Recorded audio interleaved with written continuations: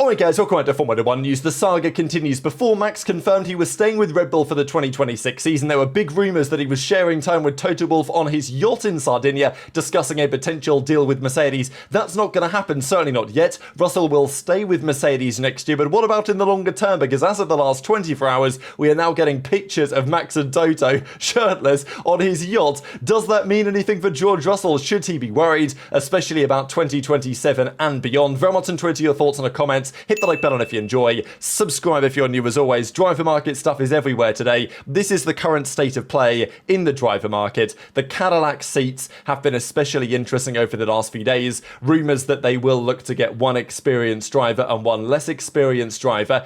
The experienced driver we think is going to be Perez. There was actually a quick update on this from what we talked about yesterday. Thomas Maher says that as far as he's aware, the announcement of this is expected after the summer break. So around about the Dutch Grand Prix, shortly afterwards, we are apparently expecting Cadillac to confirm Sergio Perez as one of their two drivers. Supposedly the driver leading up the charge in the other seat is Felipe Drugovich. There were a couple of hints towards this recently, and I will say Drugovich in the time that he did in the Aston Martin instead of Alonso in FP1 back in Hungary, in the comments that he made to the media, seems pretty optimistic about his future with Formula 1. And I don't think Drugo is expecting to get the Aston Martin seat anytime soon because Alonso's not going anywhere yet, Stroll's not going anywhere yet, and if one of them does go, they'll try and get Max before they get Drugovich, as we imagine we'll know. So it's interesting. Jack Crawford's another option. Alex Dunn's an option. We've talked about the likes of Yuki, maybe, whether that could be a consideration. Mick Schumacher, among others.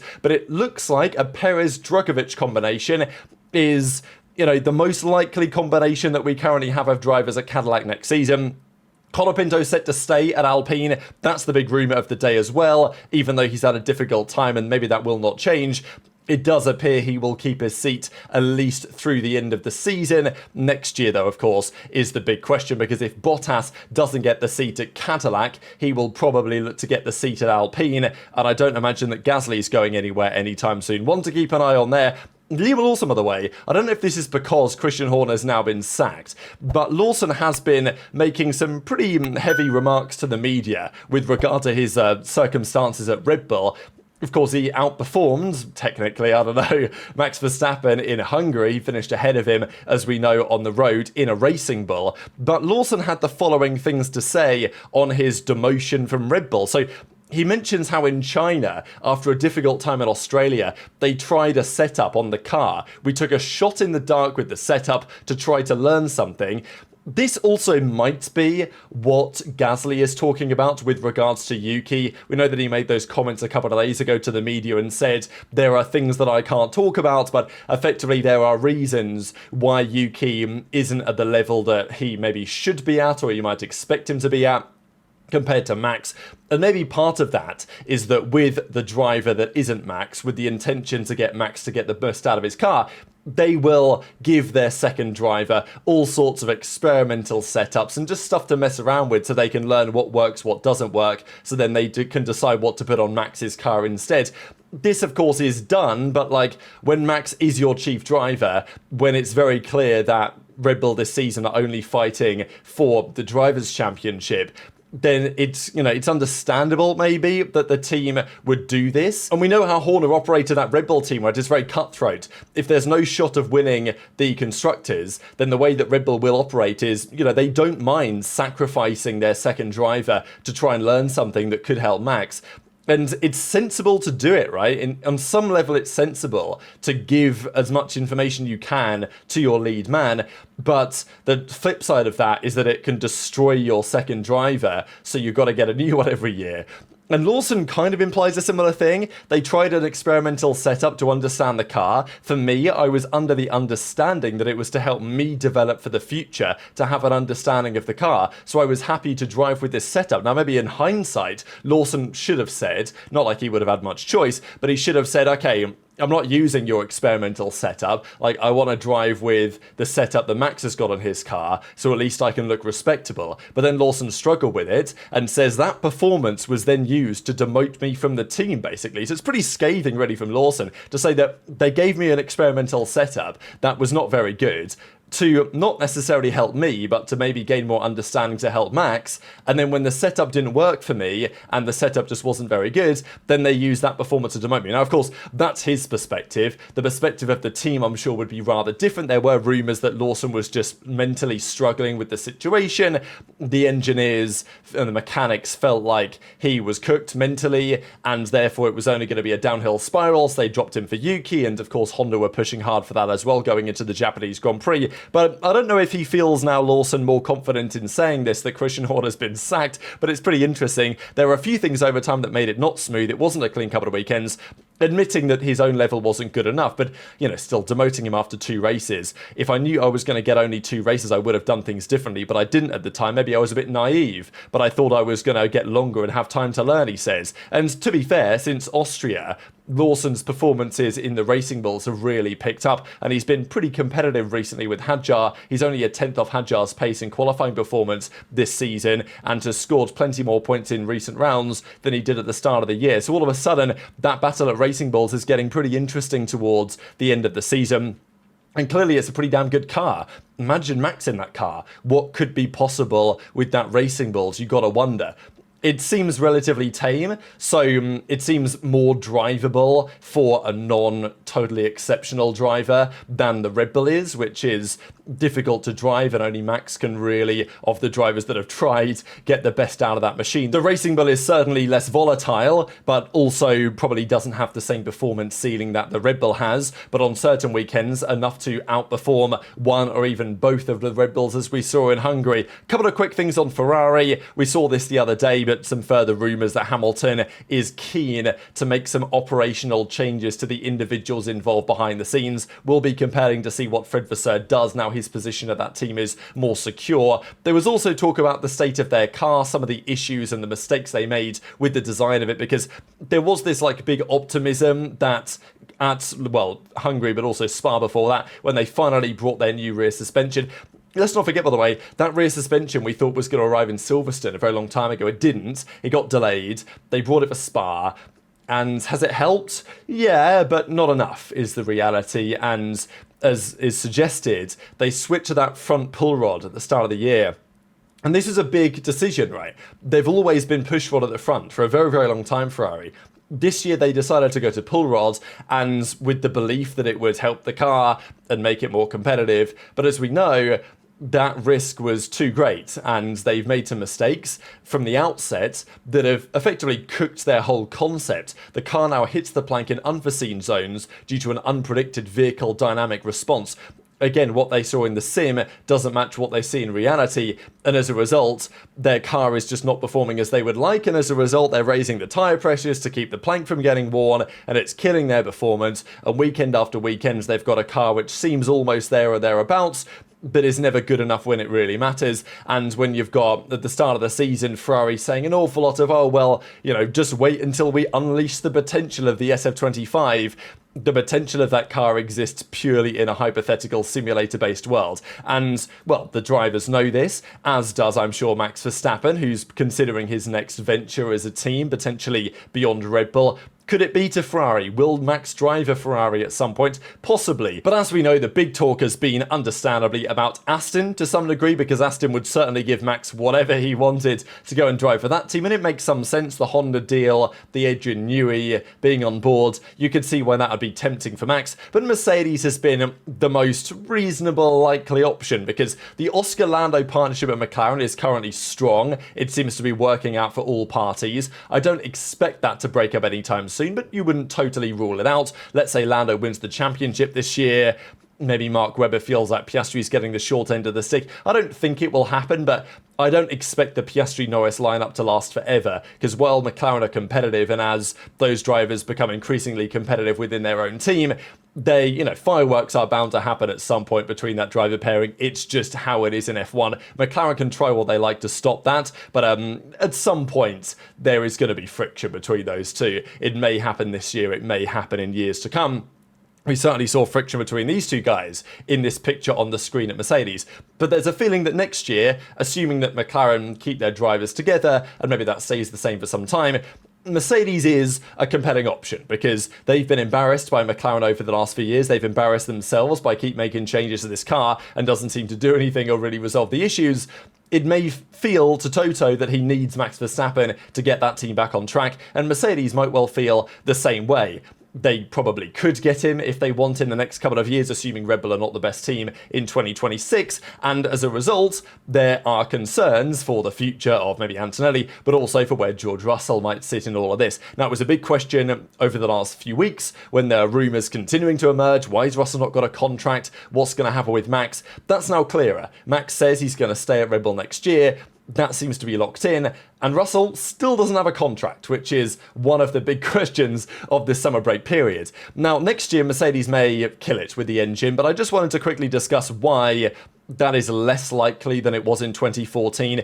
FIA are trying to stop that from happening. Interesting article was put out here by Autosport discussing why this is less likely than before. So, first of all, they've tried to simplify these 2026 engines as much as possible. They're probably not going to do a great job of it because fundamentally they're extremely complicated, but they have eliminated the MGU-H. So, in the current engines, there's an MGU-H, which recovers energy from heat, and there's an MGU-K, which recovers kinetic energy from under braking. So, the MGU-H recovers energy from the turbo, and the MGU-K from the force under braking. Now, the MGU-H is a complicated piece of kit. It doesn't really have much utility in road cars, and it's actually a big performance differentiator between the teams. So in 2014, that was especially true. So they've elected for 2026 simply to eliminate the MGU-H. It's no longer going to be a thing. The engine will only recover energy for the battery through braking, through the MGU-K, which stays around, slightly different to before. But that's effectively why they believe that the performance differentials are likely to be smaller than they were in 2014, when Mercedes had an absolute rocket ship of an engine. Now,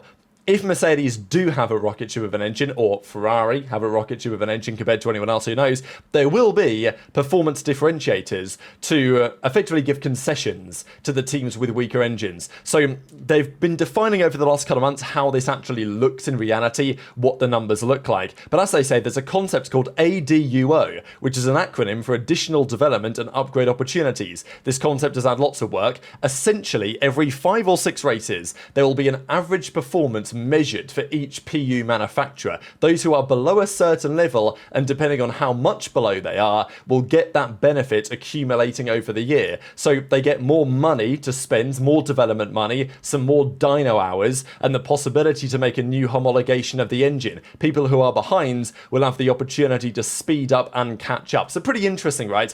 If you are like Alpine say that they're like 30 horsepower down.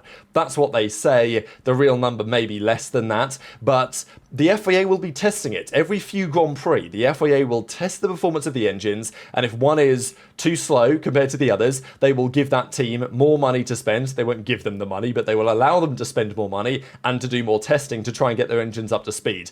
Is it going to make much difference in 26? Probably not, but is it going to make a big difference to teams like Audi in the due course? Probably it will, let's be honest, right? And maybe for Red Bull as well, this could potentially be massively beneficial. Is that going to affect the way that Max Verstappen looks at this situation? Toto's still saying, well, we got rid of the new rear suspension, the old one's back on the car, it's done a better job, the car's finally found some pace back, Russell got the podium, as we know, in Budapest.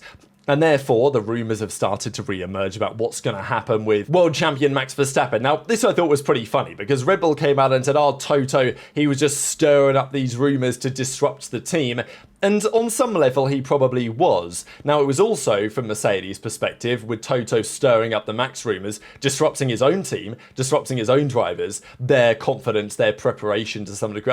I don't know if it really affected them massively, but it was certainly relevant, and Russell and Antonelli have talked about it being not ideal, that Max was constantly in the conversation with Toto. But Red Bull are saying, well, there was nothing in that. It's just Toto stirring up rumours to destabilise our team and, I don't know, get Christian Horner out the door, whatever the case is. That's one of the implications.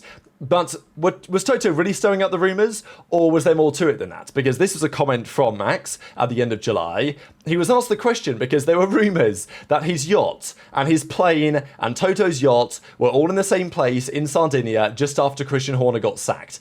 And people were thinking, Are they having a meeting? Are they discussing contract terms? Like, what's going on there, right? And neither of them denied it, right? Max said that, look, if my boat's next to Toto's, then it's next to Toto's. Just a coincidence, guys. You can have a personal relationship with someone without having a work relationship with someone, he says. So that's what he said at the end of July, which is pretty entertaining. And as of today, we now have some images. Now, I think these images are very recent, to my understanding. So these aren't from a few weeks ago when we were talking about the meeting together on a boat. These are from like today, and these have been doing the rounds.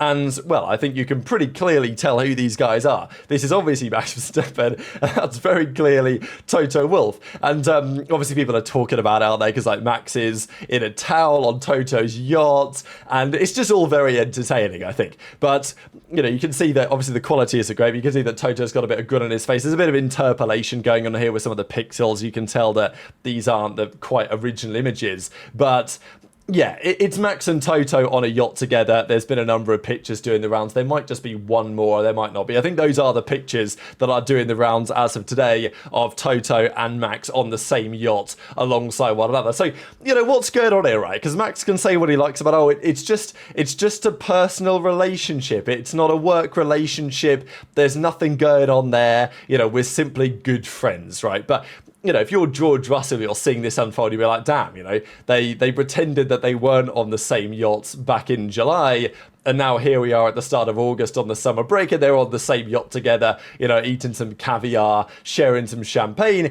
And you gotta wonder where there's anything in that, right? Like, you think Toto and Max are just good friends? You think they're not talking a bit? You know, you think they're not gossiping about Christian Horner getting sacked? You think they're not gossiping about what a potential Mercedes team could look like in 2027? You know, for these guys, their work is their life. Of course they're gonna be talking a little bit about what's going on the track. That's how it is. So, this kind of came out of nowhere today, really. We felt like for the summer break, things might calm down a bit. But it has raised big questions on what's going to happen with George. So there were rumours at the end of July, similar time actually to when Max made those comments, because at the same time, that's when Max confirms he's staying at Red Bull. And Max has said this. He said that Red Bull is my destination. I'm staying there in 26. And I think it's sensible for Max to do this. He could jump ship now. It's not impossible. He would be allowed to. There might be a buyout in place that someone would have to pay. But if he said to Red Bull, like, I don't want to be here anymore, I'm going to leave for 26, then it would happen, right? That's the power that Max holds. And another team would, you know, probably Aston Martin maybe, or maybe Mercedes would pay the money for him. But he's decided that it makes more sense. It's less risky to stay, because if you leave and you go to a team that actually, you know, what if Mercedes next year just get crushed again by McLaren? Then, you know, then Max would have made a big mistake in joining Mercedes. So it makes sense to join Red Bull, stay at Red Bull, see how things go, make a decision in due course. That's what Max has said that he's going to do. But as we know, in 2026, the conversation is still going to be here around where Max is going to go, right? Like, it's not going away anytime soon. And especially with these images of today, it's definitely not going away. So there was a rumor that Russell's going to get a 2-year deal, and it's going to take him at least until the end of 2027, you know, multi-year contract, 2+1, something along those lines. Toto says that I'm happy with my drivers. Russell will be renewed soon. I had to talk to Max first. The question is, okay, why hasn't Russell got a contract already? We're here in the summer break. Russell is maybe the best driver of the season so far, definitely right up there. I actually might have him now as my best driver of the season. I think there's a few candidates. Verstappen obviously is up there. Piastri's in the ballpark. Leclerc's obviously in the mix as well. Norris, I think, one step behind those guys I've just mentioned. But you can very much argue that Russell has been the best performer of this season so far, but he's not got a contract with one of the biggest teams in the sport. Why is that? The only reasonable explanation is that Toto wants to be clear that whatever he gives Russell at least gives potential room for manoeuvre if Max is available. Because Toto's like, yeah, I'm glad I talked to Max, glad we had the discussion. And Toto was also pretty clear that he's not ruling out a Max Mercedes deal at some point in the future. So I think that Toto, especially with these images today, like, he must be thinking that when that deal with Russell is signed, if it's not like a straight up 2-year +1, there might have to be some sort of clause in there which gives the room for manoeuvre with both Antonelli and with Russell. If Max wants to join a Mercedes nail it, that gives them the leeway to be able to do that, because Toto is not going to want to allow Max to, let's say, run free and go to another team. Like, let's say Max wants to leave Red Bull. does Toto want to, effectively be in a position where he has to go to Aston and there's no other option? Toto would want to be in a position to give him a drive at that point, and he has to make sensible decisions to ensure that's going to be happening. So very much enjoyed your thoughts on all of this stuff in the comments. Just one final thing, this is just a mock-up, but we talked about Audi earlier, we talked about some of the 2026 cars, and as you can tell by the wheel covers here, this isn't the 2026 car regulation kind of spec, it's just a livery on the current setup, what it might look like. But would you like a livery like this on next year's car on the grid? I think it looks pretty tasty to me. So very much enjoyed your thoughts on all of this stuff in the comments. Hit the like button if you enjoyed, subscribe if you're new, take care, and I'll see you next time.